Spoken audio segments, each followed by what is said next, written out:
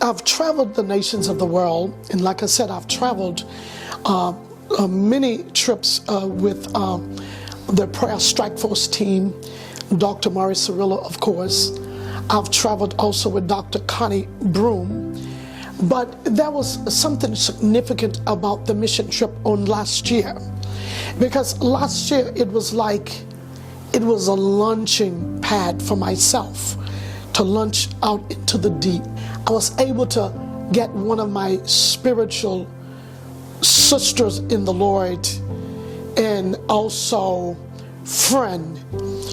She's an Indonesian. She joined me. She met me there in Pakistan. So I would have someone to be with me. And of course, it's always good to have an intercessor. To be called to Pakistan, God literally told me to go. And he'd given me a spiritual son over there. We connected, and it was just absolutely life-changing, the things that God did on that mission. I knew that this mission trip to Pakistan was going to be something different than any other trip that I've ever experienced, simply because it was such an attack for me to even get there. It was during the pandemic. I had such warfare of getting there. Even though they wouldn't clear me at the airport, I missed my flight the first day. I didn't give up. I knew it was an attack of the enemy. So I went back to the airport the next day. My goodness, had to take some more COVID tests. It was just completely warfare. I was going to miss the flight the next day, but that's when I saw the miraculous hand of God. That's when I saw that when God really calls you to something, and if we don't give up, and if we do spiritual warfare and know what he's saying, know what he asks of us to do, and that we do not give up. And I'm gonna tell you, I literally had missed the connecting flight out of Houston. They had closed the gate. The people, they had did their counting. They told me that I could not get on the plane. I said, but God, I'm asking you to please do not let the plane leave without me.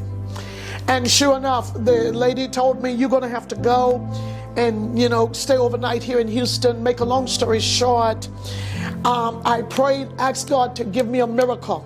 The lady started running down the corridor, called me, said, ma'am, they're gonna let you on the plane. And got there to Pakistan.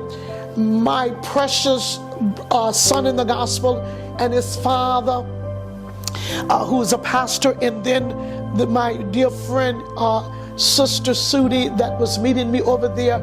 She had been there 2 days before I could get there because of my delay. Those dear people were so precious. They waited on me. They received me. We stayed in the village. Oh my goodness, it was so life-changing. We had meetings set up all throughout the day. We ministered in these different villages to people. They were there waiting for us in different villages. My God, the power of God moved. These people were hungry, and we went from different locations to different areas, and we saw the hand of God. And one of those services that we were in, and there I was feeling somewhat wearied and tired in my body, and I was looking out at these precious people. And as I was looking out at them,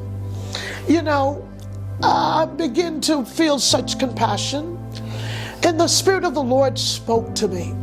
He says, do not feel sorry for these people, because you are sitting here. He says, do not feel sorry for these people, because he said, if I was to come right now, many of these people are going to be saved. They are ready to meet me. They might not have the riches. They didn't have they didn't have a very, beautiful edifice, but they were serving God. And he said, you need to look out at these people and know that if I was to come right now, many of them will go back with me. But he says, think about America, the people in America who have so much, who has so much, but yet he said they're not ready to meet me because they are not serving me with their whole hearts. They are serving mammon. They are serving themselves. And so God just gave me a revelation. He just gave me a revelation to say, don't feel sorry for these people. And then that really, really did something to me, because then I got strength. I got energy. And then it just baptized me with the baptism of love.